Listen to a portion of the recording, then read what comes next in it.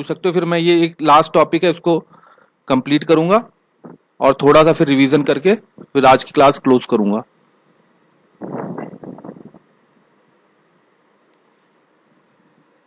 बताइए। अच्छा, एग्जाम से रिलेटेड कोई डाउट नहीं है? आपका 6 तारीख को एग्जाम है, ये कंफर्म हो गई बात, ठीक है। आप लिंक के थ्रू, जो आपको मैंने गूगल ग्रुप पे, जो अपने कॉलेज के ग्रुप पे शेयर किया है लिंक, उससे आपको गूगल क्लासरूम में ज्वाइन होना है और वहां पर ही आपको सारी इंफॉर्मेशन शेयर होगी। और जो टाइमिंग और जो डेट आपको मेंशन है, उस टाइमिंग पे आपका पेपर चालू हो जाएगा, ठीक है। और आपको अपना पेपर करके और उसको वापस गूगल क्लासरूम में अपलोड कर देनी है विद इन अ टाइम। अगर विद इन टाइम फ्रेम आप अपलोड नहीं करोगे, थोड़ा लेट होगा, तो फिर उसको आपको मतलब आपको कंसीडर नहीं किया जाएगा, आपको आपकी जो कॉपी है वो कंसीडर नहीं करी जाएंगी। फिर इस बात को ध्यान में रखना है, ठीक है। तो अब हम नेक्स्ट क्लास चालू करते हैं। अभी तक हमने डिफ्रेक्शन इंटरफ्रेंस पढ़ लिया था, पूरा डिफ्रेक्शन हो चुका है, सॉरी इंटरफ्रेंस पूरा पढ़ लिया था, डिफ्रेक्शन पढ़ लिया था। डिफ्रेक्शन में हमने फ्रॉन-ऑफर सिंगल स्लिट डिफ्रेक्शन पढ़ा था, ग्रेटिंग पढ़ी थी, ग्रेटिंग में हमने ग्रेटिंग की रिजॉल्विंग पावर पढ़ ली थी। अब ग्रेटिंग का डिस्पर्सिव पावर ऑफ ग्रेटिंग बचा हुआ है, ठीक है। डिस्पर्सिव पावर ऑफ ग्रेटिंग होता क्या है? डिस्पर्सिव पावर क्या होती है, कोई बताएगा? डिस्पर्सिव पावर होती क्या है?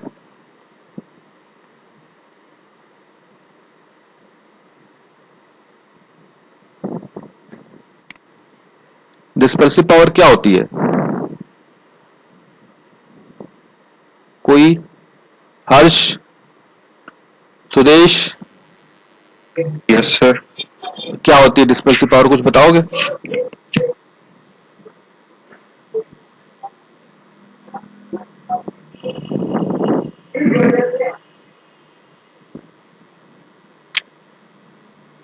प्रबल,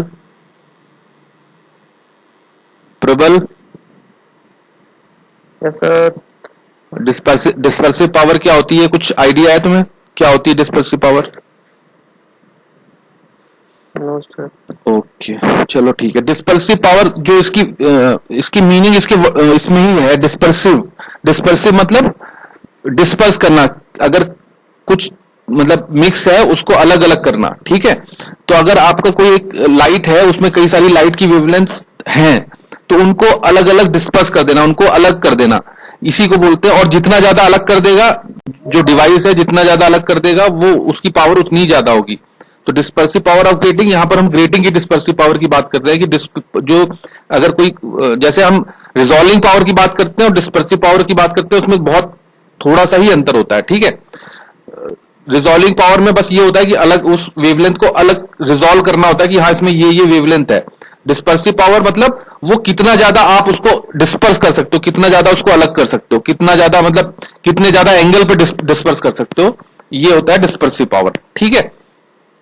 तो इसमें इसीलिए थीटा का टर्म्स आता है, मतलब किस वेवलेंथ के रेस्पेक्ट में कितना ज्यादा उसमें डिविएशन हो रहा है या कितनी ज्यादा बेंडिंग हो रही है, ठीक है। क्योंकि ये हम अभी डिफ्रेक्शन पढ़ रहे हैं, तो डिफ्रेक्शन में bending of light through sharp obstacle होता है। तो जितना ज्यादा बेंडिंग होगी थ्रू ग्रेटिंग, उतना ज्यादा उस ग्रेटिंग की डिस्पर्सिव पावर होगी। तो अभी तक हमने ग्रेटिंग के लिए कुछ पढ़ा हुआ था। ग्रेटिंग के लिए हमने एक फॉर nth प्रिंसिपल मैक्सिमम के लिए हमने, फॉर कंस्ट्रक्टिव इंटरफेरेंस के लिए हमने एक कंडीशन निकाली थी, a plus B sine theta is equal to M lambda. आपको ये ध्यान है ये कंडीशन कैसे निकाली गई है? मैं एक बार उसको दिखा देता हूं आपको, पीछे वाली पीपीटी पे जाके।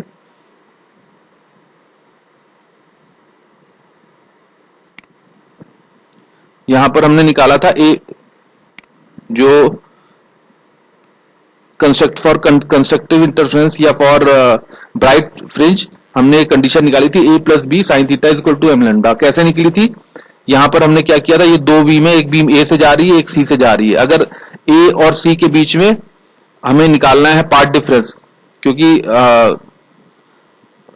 जो कंस्ट्रक्टिव या जो डिस्ट्रक्टिव इंटरफेरेंस हो रहा है वो कैसे पता चलेगा? जब हमें पार्ट डिफरेंस पता चलेगा तब पता चलेगा।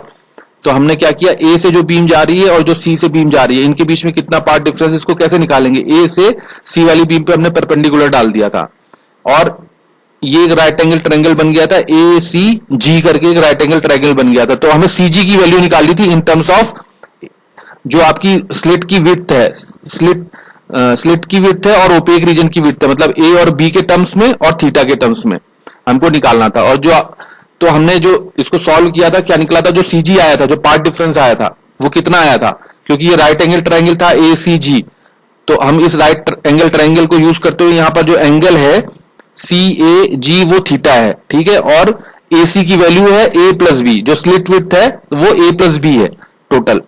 तो इन इसके टर्म्स में हमने जो सीजी की वैल्यू निकाली थी वो आई थी हमारी CG is equal to A plus B sine theta, ठीक है। ये आ गया था आपका पार्ट डिफरेंस। अब ये path difference for bright fringe, मतलब फॉर कंस्ट्रक्टिव इंटरफेरेंस क्या होगा, जब ये लेमडा या लेमडा के किसी इंटीजर के इक्वल होगा तो आपको क्या मिलेगा, ब्राइट फ्रिंज मिलेगी, ठीक है। तो ये जो कंडीशन आई थी वो ये आई थी A plus B sine theta is equal to M lambda for bright fringe for central maxima, जो इसका सेंट्रल मैक्सिमा होता है उसके लिए जो ब्राइट फ्रिंज के लिए कंडीशन आई थी वो आई थी A plus B sine theta is equal to M lambda, ठीक है। इसी को हमने यहां पर यूज किया है, ये जो for dispersive power of grating निकालने के लिए हमने यही कंडीशन यूज की है, क्योंकि जो फ्रिंजेस हैं वो ब्राइट फ्रिंजेस ही हैं, मतलब जो कलर्ड फ्रिंजेस हैं जो डिस्पर्स हो रही जो वेवलेंथ वो अलग अलग कलर की वेवलेंथ है, वो एम जैसे आप एम का ऑर्डर चेंज करते जाओगे वो कलर चेंज होता जाएगा या वो वेवलेंथ आपको मिलती जाएगी, ठीक है। तो for nth principal maximum of lambda in the direction theta is given by A plus B sine theta is equal to M lambda. अब हमने क्या किया, इसके दोनों साइड्स को थीटा और लैम्डा के रेस्पेक्ट में पार्शियली डिफरेंशिएट कर दिया है, ठीक है, differentiating this equation with respect to theta and lambda. तो हमें क्या मिलेगा, ए प्लस बी, ये साइन थीटा को डिफरेंशिएट करेंगे तो कॉस थीटा आएगा, cos theta D theta is equal to M lambda, sorry M D lambda. अब जो डिस्पर्सिव पावर होती है उसका फॉर्मूला होता है D theta by D lambda, तो हमें यहां पर D theta by D lambda निकालना है। तो अब यहां से हमने क्या किया, ये जो आपका राइट हैंड साइड में डी लैम्डा है उसको, इस इक्वेशन को रीअरेंज किया, रिसफल किया, तो हमें यहां से D theta by D lambda की वैल्यू क्या मिली, M upon A plus B cos theta, ठीक है। जो D theta by D lambda की वैल्यू आई M upon A plus B cos theta. यहां तक आपको समझ में आ गया, ये मैथमेटिकल जो डेरिवेशन है ये समझ में आ गया आपको, इसमें तो कोई दिक्कत नहीं। अब यहां पर इन्होंने क्या किया है, थोड़ा सा जैसे ये m upon A plus B cos theta था, तो इसको आप इस तरह से लिख सकते हो m multiplied by 1 upon A plus B multiplied by 1 upon cos theta, ठीक है। आप इस तरीके से लिख सकते हो, जो ये a प्लस बी है इसको आप 1 अपॉन ए प्लस बी लिख सकते हो अलग से। तो a प्लस बी क्या है, ए प्लस बी है जो स्लिट की विड्थ है, जो स्लिट की विंडो है और ओपेक रीजन है, दोनों को मिला के स्लिट विड्थ निकलती है, वो स्लिट की विड्थ है ए प्लस बी। अब हमें क्या है, पर यूनिट कितनी सारी स्लिट विड्थ आ रही है, कितनी सारी स्लिट्स आ रही हैं पर यूनिट लेंथ पे, तो उसको हमने क्या किया, 1 अपॉन ए प्लस बी को यहां पर रिप्रेजेंट किया एन डैश से, ठीक है। जो 1 अपॉन ए प्लस बी है यहां पर लिखा हुआ है, जो एन डैश है that is equal to 1 upon A plus B, तो हमने उसको क्या किससे रिप्रेजेंट कर दिया, एन डैश से। तो ये पूरा फॉर्मूला हो गया M N dash upon cos theta. तो डिस्पर्सिव पावर क्या हो गया, जो फाइनल फॉर्मूला आया वो क्या आया, D theta D lambda is equal to M N dash upon cos theta. इसका मतलब क्या है, एन डैश जो आपका डिस्पर्सिव पावर है वो directly proportional to N dash. N dash क्या है, आपकी जितनी ज्यादा स्लिट्स होंगी पर यूनिट लेंथ, जितनी ज्यादा स्लिट्स होंगी आपका डिस्पर्सिव पावर उतना ही ज्यादा होगा, उसका जो आपकी जो डिवाइस है उसका डिस्पर्सिव पावर उतना ही ज्यादा, हम बोलेंगे कि उसका डिस्पर्सिव पावर ज्यादा है। जिसमें ज्यादा ज्यादा फ्रिंजेस स्लिट्स होंगी, अगर किसी में मतलब 6000 है और किसी में 7000 है तो 7000 वाले की डिस्पर्सिव पावर ज्यादा होगी एज कंपेयर टू 6000 स्लिट्स। तो ये एक लास्ट टॉपिक था फर्स्ट यूनिट का, ठीक है, जो अब यहां पर खत्म हो रहा है। ये तो बहुत सरल है, इसमें बहुत ज्यादा डिटेल में जाने की जरूरत नहीं है, जो डेरिवेशन है और ये जो यहाँ की मतलब डिस्पर्सिव पावर क्या होता है या उसका जो फॉर्मूला है, जो डेरिवेशन है, उसमें बहुत ज्यादा टिपिकल नहीं है कुछ। तो आपका यहाँ पर फर्स्ट यूनिट पूरा कंप्लीट हो गया है, ठीक है। और मैं थोड़ा सा हल्का सा फर्स्ट एक बार रिवाइज करा दे रहा हूं आपको। रिवाइज मतलब जो अभी तक पढ़ाया गया है, जितना भी अभी तक की क्लास में, वो आपको हल्का हल्का मैं एक बार रिवाइंड करा दे रहा हूं कि आपको क्या क्या पढ़ाया गया था फर्स्ट क्लास से। तो सबसे पहले हमने जब लेक्चर चालू किया था तो इंटरफ्रेंस से चालू किया था। इंटरफ्रेंस की डिफिनीशन क्या होती है? सुपरपोजिशन ऑफ टू वेव्स, ठीक है। और उसके साथ कंडीशन ये होती है कि जो जो टू वेव्स हैं या टू, यहां पर क्योंकि वेव ऑप्टिक्स पढ़ रहे हैं तो हम लाइट बीम की बात करते हैं या लाइट वेव की बात करते हैं। तो बेसिकली जो डिफिनीशन होगी वो ये होगी कि superposition of two light beam या लाइट वेव्स, ठीक है। और जो ये दो लाइट बीम है या दो लाइट वेव्स हैं, they should be monochromatic and coherent. ये आपस में मोनोक्रोमेटिक होनी चाहिए और कोहेरेंट होनी चाहिए, तभी आपका इंटरफेरेंस फिनोमिना होगा। इंटरफेरेंस फिनोमिना को डेमोन्स्ट्रेट करने के लिए कई साइंटिस्ट ने अपने अपने एक्सपेरिमेंट दिए थे। तो उसमें उसी में एक यंग डबल स्लिट एक्सपेरिमेंट है, जो मैंने आपको बोला था कि सबसे पहले यंग डबल स्लिट एक्सपेरिमेंट पढ़ना जरूरी है। अगर आपको वो समझ में आ गया तो आपको पूरे टॉपिक समझ में आ जाएंगे। जो इस पूरे क्लास में कवर किए हैं मैंने टॉपिक, वो सारे समझ में आ जाएंगे। इंटरफेरेंस, जो जितने इंटरफेरेंस एक्सपेरिमेंट है सारे समझ में आ जाएंगे। यंग डबल स्लिट एक्सपेरिमेंट में क्या हुआ था? यंग डबल स्लिट एक्सपेरिमेंट में दो स्लिट्स थी, उनसे हमने एक लाइट सोर्स से जो लाइट बीम आ रही थी, वो लाइट बीम जब इन डबल स्लिट से पास करती है तो ये डबल स्लिट्स हैं, ये एज ए सोर्स वर्क करने लगते हैं, ठीक है। Monochromatic and coherent source use की तरह वर्क करने लगते हैं। और जब स्क्रीन पर इनसे लाइट, जो ये दो सोर्स हैं, इनसे जो लाइट बीम जा रही है वो सुपर इंपोज होती है, और सुपर इंपोज होने के बाद वहां पर ब्राइट और डार्क फ्रिंजेस देती है। तो वहां पर हमने पार्ट डिफरेंस निकाला था दोनों बीम्स के बीच में, ठीक है। और उन बीम्स के पार्ट डिफरेंस जो निकाला था उसको फिर for constructive interference and for destructive interference हमने उसके लिए फिर कंडीशंस निकाली थी, ठीक है। फिर इसी चीज को हमने बाद में जो जो हमारे सिलेबस में टॉपिक है, जैसे न्यूटन्स रिंग है, माइकलसन मोरले इंटरफेरोमीटर है, वहां पर इसको इंप्लीमेंट किया था। सेम जो चीजें आपकी यंग डबल स्लिट में पढ़ी थी हमने। अब यंग डबल स्लिट में हमने सबसे मेजर चैलेंज किया था हमको कि हमें एक सिंगल लाइट बीम से दो अलग अलग बीम प्रोड्यूस करनी थी, या आप ये कह सकते हो कि हमें एक वेव फ्रंट को दो वेव फ्रंट में तोड़ना था वहां पर। और वो वहां पर हमने मोनोक्रोमेटिक लाइट और कोहेरेंट लाइट प्रोड्यूस करी थी, एक बीम से दो बीम में तोड़कर, ठीक है। मैंने आपको बताया था कि इसके दो तरीके होते हैं, या तो एक वेव फ्रंट को दो वेव फ्रंट में तोड़ दो, या किसी इंटेंसिटी को सब इंटेंसिटी बीम में तोड़ दो। ये दो तरीके होते हैं बेसिकली आपको कोहेरेंट और मोनोक्रोमेटिक बीम्स क्रिएट करने के लिए। तो हमने यंग डबल स्लिट में हमने क्या किया था, एक वेव फ्रंट को दो वेव फ्रंट में तोड़ दिया था, ठीक है। पर अब इस सबसे पहला टॉपिक जो आपका है वो न्यूटन्स रिंग है। जो आपके टॉपिक में सबसे पहला टॉपिक है न्यूटन्स रिंग है। वहां पर क्या किया है, वहां पर उन्होंने इंटेंसिटी को दो भाग में डिवाइड किया है। तो वो इंटेंसिटी को दो भाग में कैसे डिवाइड किया है, उसके लिए सबसे पहले मैंने आपको बताया था thin film interference including reflection via reflection phenomena. जो थिन फिल्म को यूज करते हुए कैसे दो बीम में, एक बीम को दो बीम में तोड़ते हैं, वो मैंने आपको बताया। तो वो यहां पर आपको डिस्प्ले पे दिख भी रहा है कि कैसे एक बीम ए से आ रही है और वो बी पे, मतलब एक थिन फिल्म है म्यू रिफ्रेक्टिव इंडेक्स की, इस साइड एयर है, इधर एयर है, और ये म्यू रिफ्रेक्टिव इंडेक्स की थिन फिल्म है।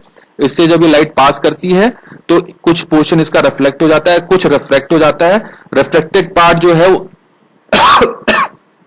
जो रिफ्लेक्टेड पार्ट है वो जो दूसरी लेयर है उससे वापस उसका कुछ पार्ट रिफ्लेक्ट हो जाता है, रिफ्लेक्ट हो जाता है, और कुछ रिफ्रैक्ट हो जाता है। तो जो रिफ्लेक्टेड पार्ट है वो वापस सेम मीडियम में रिफ्रैक्ट हो जाता है। तो यहां से आप देख सकते हो कि जो एक बीम ए बी आई थी, यहां से हमें दो बीम एयर में ही दो बीम मिल रही है। ए बी वाली एक जो बीम आई थी वो एक बी एफ पार्ट में टूट चुकी है और एक ईजी पार्ट में टूट चुकी है, ठीक है। तो अब ये जो दोनों बीम है, बीम 1 और बीम 2, ये बीम जो ए बी बीम आ रही है इसके रेस्पेक्ट में मोनोक्रोमेटिक है और इसके रेस्पेक्ट में कोहेरेंट बीम है ये दोनों, ठीक है। तो अब इन दोनों बीम में क्या होगा, अगर यहां पर कहीं स्क्रीन पर सुपरपोजिशन होगा तो हमें इंटरफेरेंस देखने को मिलेगा और डार्क ब्राइट फ्रिंजेस मिलेगी, मतलब कंस्ट्रक्टिव और डिस्ट्रक्टिव इंटरफेरेंस मिलेगा। उस रेस्पेक्ट में हमें ब्राइट डार्क और ब्राइट डार्क इस तरीके से फ्रिंजेस स्क्रीन पर देखने को मिलेंगी, ठीक है। तो यहां पर मैंने डेरिवेशन भी कराया था कि भाई ये जो बीम्स हैं, सबसे पहले मैंने बताया था इन बीम्स का पार्ट डिफरेंस निकालते हैं। अगर आपको कंस्ट्रक्टिव इंटरफेरेंस या डिस्ट्रक्टिव इंटरफेरेंस पता करना है तो यहां पर पार्ट डिफरेंस निकालते हैं। तो इसके लिए पूरा एक डेरिवेशन हुआ था, आप देख सकते हो यहां पर किस तरीके से हमने बीम R1 और बीम R2 में जो सबसे पहले हमने क्या लिखा था, ऑप्टिकल सबसे पहले ज्योमेट्रिकल पार्ट डिफरेंस निकाला था। जो ज्योमेट्री से जो पार्ट डिफरेंस दिख रहा है, जो पार्ट डिफरेंस था ये बीम R1 और R2 में जो पार्ट डिफरेंस था, दैट इज, अगर हमने यहां लिखा था AB plus BC plus CD plus DR2 minus AB plus BN plus NR1, यहां तक का पार्ट डिफरेंस आया था आपका। ये इतना जो ये है, that is the geometrical path difference. ये हमने यहां पर ज्योमेट्रिकल पार्ट डिफरेंस निकाला था, जो ग्रीन वाला है, ठीक है। उसके बाद इसको ऑप्टिकल पार्ट डिफरेंस में कन्वर्ट करने के लिए क्या किया था, हमने रिफ्रैक्टिव इंडेक्स का मल्टीप्लाई कर दिया था। जैसे जो पोर्शन एयर में है उसको 1 से मल्टीप्लाई कर दिया था, जो पोर्शन म्यू रिफ्रैक्टिव इंडेक्स के अंदर ट्रेवल कर रहा है उसको म्यू से रिफ्रैक्टिव मल्टीप्लाई कर दिया था। आप देख सकते हो delta, that is optical part difference, delta is equal to mu BC plus CD minus BN। ये जो BN वाला पोर्शन है ये आपका एयर में था, इसलिए इसमें 1 से मल्टीप्लाई किया था, और जो ये वाला पोर्शन है ये म्यू से मल्टीप्लाई है क्योंकि ये ग्लास के अंदर है, ठीक है। तो ये that is the optical part difference आ गया था। उसके बाद इसमें कुछ करेक्शन था, क्योंकि जो लाइट बीम रेयर से डेंसर में जाती है वो उसमें एक पार्ट डिफरेंस ऑटोमेटिकली क्रिएट हो जाता है, λ/2 का फेस वेक्टर इन्वॉल्व हो जाता है। तो उसको हमने क्या किया था, जो एयर वाला पोर्शन है उसमें उस पार्ट को ऐड कर दिया था, λ/2 को, जो एयर वाला पोर्शन था उसमें उसको हमने ऐड कर दिया था। तो जो फाइनल इसका आउटपुट आया था वो क्या आया था, जो फाइनल पार्ट डिफरेंस आया था वो delta is equal to 2 mu T cos R minus λ/2। जब उसको हमने सॉल्व किया ज्योमेट्रिकल ऑप्टिकल पार्ट डिफरेंस, और उसमें फिर एरर जो थी उसको सिंप्लीफाई करने के बाद जब सॉर्ट आउट किया in terms of T, mu and reflection angle R, जब हमने उसको पूरा सॉल्व किया तो हमारा जो फाइनल कंक्लूजन आया था delta is equal to 2 mu T cos R minus λ/2। यही जो एक्सप्रेशन है ये है आपका पार्ट डिफरेंस। अब जब ये n लैम्डा के इक्वल होगा तो आपको क्या मिलेगा, ब्राइट फ्रिंज मिलेगी, कंस्ट्रक्टिव इंटरफेरेंस मिलेगा। और जब यही 2n+1 λ/2 के बराबर होगा, 2n+1 लैम्डा, जब ये वाला पोर्शन n लैम्डा के बराबर होगा तो आपका क्या होगा, मैक्सिमा या ब्राइट फ्रिंज की कंडीशन होगी। जब ये 2n+1 λ/2 के बराबर होगा डेल्टा, तो आपको क्या मिलेगा, डार्क फ्रिंज मिलेगी। तो उस रेस्पेक्ट में ये फाइनल एक्सप्रेशन हमने डिराइव किए थे, जो यहां पर दिख रहे हैं स्क्रीन पे, ठीक है। अब इसी चीज को जो यहां पर आपने देखा, ये तो सिंपल पैरेलल थिन फिल्म थी, इसी को हमने क्या किया, इंक्लाइंड प्लेन के लिए भी यहां पर लिखा हुआ है, ये इंक्लाइंड प्लेन के लिए भी हमने निकाला हुआ है। मतलब ये ज्योमेट्रिकली निकालना थोड़ा सा डिफिकल्ट होता है, इसलिए मैंने आपको पैरेलल थिन फिल्म के लिए निकाल के दिखा दिया है। इसमें बस क्या है, यहां पर जो cos R आता था, cos R की जगह cos R प्लस थीटा का एक्सप्रेशन में और इन आ जाएगा, ठीक है। cos R प्लस थीटा, थोड़ा सा ये थीटा एंगल बहुत कम होता है, जो इंक्लिनेशन एंगल है थीटा बहुत छोटा होता है एज कंपेयर टू R, ठीक है। तो ये एक फाइनल एक्सप्रेशन आएंगे for bright fringes and for dark fringes, यहाँ आपके स्क्रीन पे शेयर हो रखा है, फॉर इंक्लाइंड प्लेन के लिए भी शेयर किया हुआ है यहाँ पर, ठीक है। अब यही चीज हमको ये जो हम इंक्लाइंड प्लेन वाला है, जो यहां पर आप वेज शेप की एक थिन फिल्म यहां पर बनाई है जिसमें T वेरी कर रहा है, जो थिकनेस है वेज की ये वेरी कर रही है, इसी चीज को हमने न्यूटन रिंग में यूज किया हुआ है। इसी को न्यूटन रिंग आपके यूनिट का फर्स्ट टॉपिक है, जिसको हमने जो एक्सप्रेशन है इसको वहां पर न्यूटन रिंग में यूज करी हुई है डायरेक्ट। तो इसलिए आपके ये सिलेबस में मतलब एज ए टॉपिक लिखा नहीं है, पर ये है क्योंकि ये एक्सप्रेशन आप डायरेक्ट यूज कर रहे हो न्यूटन रिंग में। तो आपका जो फर्स्ट मिड टर्म होगा उसमें आप ये सारी चीजें आपको प्रिपेयर करके आनी है, ठीक है।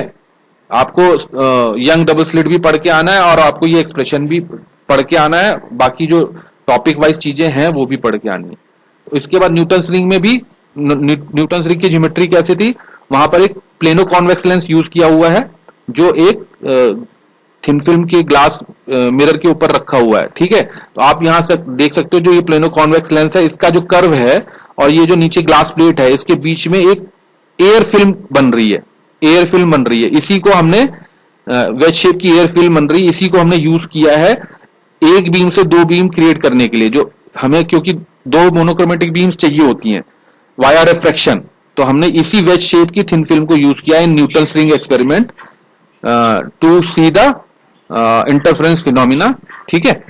तो यहां पर यहाँ पर दिखाया हुआ है, इस फिगर में दिखाया हुआ है, यहाँ पर एक प्लेनो कॉन्वेक्स लेंस है, एक सोर्स से लाइट, एस से लाइट जा रही है, ये कॉलिमेटिंग लेंस बोलते हैं, जो इस लाइट को फोकस, पैरेलल फोकस कर देता है। और यहाँ पर एक मिरर रखा हुआ है, पार्शियली रिफ्लेक्टिंग मिरर रखा हुआ है 45 डिग्री पे, जो इस लाइट को, कुछ लाइट को नीचे प्लेनो कॉन्वेक्स लेंस की तरफ रिफ्लेक्ट कर देता है। और जब ये लाइट रिफ्लेक्ट होकर इस प्लेनो कॉन्वेक्स लेंस से पास होती है, तो यहां से कोहेरेंट बीम्स, दो कोहेरेंट बीम प्रोड्यूस होती हैं, ठीक है। और यहाँ पर एम पर इंटरफेरेंस फिनोमिना होता है, एम पर इंटरफेरेंस फिनोमिना होता है, और इस तरह के सर्कुलर डार्क ब्राइट फ्रिंजेस आपको मिलती हैं स्क्रीन पर। इसके लिए भी कंडीशंस हमने यहाँ पर निकाली थी, हमने वो डायरेक्ट फॉर्मूला यूज कर लिया था, delta equal to 2 mu T cos R plus theta plus lambda by 2। यहाँ पर जो आपका ये थीटा है बहुत कम था एज कंपेयर टू आर, तो हमने यहाँ पर इसको आर ही ले लिया था, मतलब theta is tending towards 0, so R plus theta is tending also, हाँ सॉरी, यहाँ पर आर जो था, ये जो आपकी बीम्स आ रही है, हमने ये मान लिया था जो बीम्स है वो जो आपके नॉर्मल है, वो जो इंसिडेंट हो रही है वो प्लेन के परपेंडिकुलर इंसिडेंट हो रही है, तो ये नॉर्मल के पैरेलल है, मतलब जो नॉर्मल से इनका एंगल है, रिफ्लेक्शन एंगल है, वो 0 बनेगा। और ये थीटा भी बहुत कम होता है एज कंपेयर टू आर, बहुत थीटा की वैल्यू टेंडिंग टुवर्ड्स 0 होती है, तो ये जो टोटल है ये 0 की तरफ टेंड हो रहा है, तो यहाँ तो कॉस 0 की वैल्यू 1 आ गई थी, ठीक है, फाइनल एक्सप्रेशन में। तो ये delta is equal to 2 mu T plus lambda by 2 आया था, ये पार्ट डिफरेंस। अब इसी पार्ट डिफरेंस को हमने फॉर कंस्ट्रक्टिव और फॉर डिस्ट्रक्टिव दो कंडीशंस हमने सॉर्ट आउट की थी, उसको सिंप्लीफाई किया था, ठीक है। यहाँ पर एक फॉर मैक्सिमा फॉर मिनिमा दो अलग अलग कंडीशंस आई थी। For maxima 2 mu T equal to 2n minus 1 lambda by 2 आया था, और for minima 2 mu T is equal to n lambda आया था। ये final expression for Newton's ring आया था। यहाँ पर हमने न्यूटन्स रिंग की फिर रिंग का डायमीटर भी हमने निकाला था वाया यूजिंग ज्योमेट्री, ठीक है। ज्योमेट्री को यूज करते हुए हमने यहाँ पर ये ज्योमेट्री है, इसको यूज करते हुए हमने जो आपका एक्सप्रेशन था for diameter of this ring, जो ये डार्क ब्राइट रिंग्स बन रही है यहाँ पर न्यूटन्स रिंग में, इसको कैलकुलेट किया था हमने। आप यहाँ देख सकते हो, ये सिंपल मैथमेटिक्स थी, ज्योमेट्री और मैथमेटिक्स को यूज करके, जो आपका पाइथागोरस प्रमेय है उसको यूज करके हमने सिंपली, बहुत ज्यादा डिफिकल्ट नहीं है, ये इस पीपीटी में आपको मैंने समझाया था। जो फाइनल वैल्यू आई थी इसकी आई थी dn is equal to under root 4n lambda R upon mu, ठीक है। तो ये भी सिलेबस में है, इसको भी प्रिपेयर करना है आपको एग्जाम में, ठीक है। इसके बाद हमने अलग अलग जो विड्थ है, जो डार्क फ्रिंजेस हैं, ब्राइट फ्रिंजेस हैं, उनकी हमने विड्थ निकाली थी यहाँ पर D5 माइनस D4 करके या D25 माइनस D14 करके, इसकी अलग अलग फ्रिंजेस की विड्थ निकाली हुई थी, आप देख रहे हो। और इन विड्थ की वैल्यू घटती जा रही है। अभी लास्ट क्लास में किसी लड़के ने पूछा था कि न्यूटन्स रिंग में जो फ्रिंजेस की जो कैसे घटती है कैसे बढ़ती है, वो आप यहाँ देख सकते हो कि कैसे घटती जा रही है, जो फ्रिंजेस की विड्थ है वो घटती जा रही है, ठीक है। जैसे जैसे आप ये सेंटर फ्रिंज से जैसे जैसे आप दूर जा रहे हो, इन फ्रिंजेस की जो थिकनेस है वो घट रही है, ठीक है। तो ये था आपका न्यूटन्स रिंग। फिर उसके बाद माइकलसन इंटरफेरोमीटर था, उसमें भी सेम ही कहानी थी। उसमें भी हमने जो हमारा यहाँ ज्योमेट्री आप देख सकते हो, हमने क्या किया था, एक बीम को दो बीम इंटेंसिटी में तोड़ दिया था, और उसके बाद उन दोनों बीम्स के बीच में इंटरफेरेंस कराया था। यहाँ पर एक सोर्स था जिसकी लाइट को हमने पैरेलली फोकस किया था एक बीम स्प्लिटर पे। उस बीम स्प्लिटर से कुछ लाइट का पार्ट जो है मिरर M1 की तरफ चला गया था, रिफ्लेक्ट हो गया था, या कह सकते हैं ट्रांसमिट हो गया था, और कुछ भाग रिफ्लेक्ट हो गया था M2 की तरफ, ठीक है। और उसके बाद ये वापस रिफ्लेक्ट, मिरर M2 से रिफ्लेक्ट होके और मिरर M1 से रिफ्लेक्ट होके वापस बीम स्प्लिटर से हमने उसको यहाँ पर स्क्रीन पर सुपर इम्पोज कराया था। पर यहाँ पर थोड़ा सा बाद में हमने इसमें, क्योंकि जो पाथ, इनका पाथ है वो इक्वल नहीं था, जो बीम M1 की तरफ जा रही थी वो मिरर से 3 बार पास हो रही थी, और जो मिरर M1 की तरफ जा रही थी वो एक बार पास हो रही थी थ्रू जो आपका ग्लास की थिकनेस है उससे।